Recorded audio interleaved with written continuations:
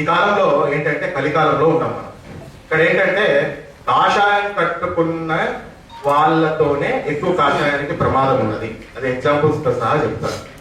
మనకు రామాయణ కాలంలో చూసుకున్నా కూడా ఎలా అంటే కాషాయం కట్టుకుని సీతాపహరణం చేయడానికి రావణుడు వచ్చాడు అనమాట. అట్లనే ఈ కాలంలో కూడా స్వామీజీలతోటి అందరితోటి మనం కలుపుకొని వెళ్ళాలి. కానీ వాళ్ళల్లో ఎంతమంది రాజకీయ అజెండా ఉన్నటువంటి స్వామీజీలు ఉన్నారు, ఎవరికి ఎటువంటి లూప్ హోల్స్ వల్ల ఆగిపోతున్నారు, కాబట్టి అటువంటి స్వామీజీలను దూరం పెట్టాలి. అంతేకాదు ఈ కాలంలో సంస్థలు కూడా హిందూ సంస్థలు 2014 తర్వాత మన అనుకునే ప్రభుత్వాలు ఏర్పడిన తర్వాత కొన్ని పుట్టగొడుగుల్లా కొన్ని సంస్థలు పుట్టుకొని వచ్చినాయి.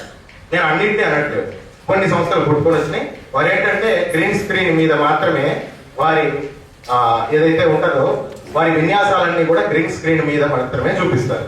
బయటికి వచ్చి కార్యాచరణ ఏముంటుందంటే ఏముండదు. వారిలో ముఖ్యంగా ఎటువంటి సంస్థలు ఉన్నాయంటే గతంలో మేము క్రైస్తవంలో ఉన్నాము, ఇప్పుడు హిందుత్వానికి వచ్చాము, హిందుత్వాన్ని మేము ఏదో ఉద్ధరిస్తున్నాము, అటువంటి సంస్థలు కూడా ఉన్నాయి. ఎందుకు వీరిని చెప్తున్నాను అని మీరు అనుకోవచ్చు.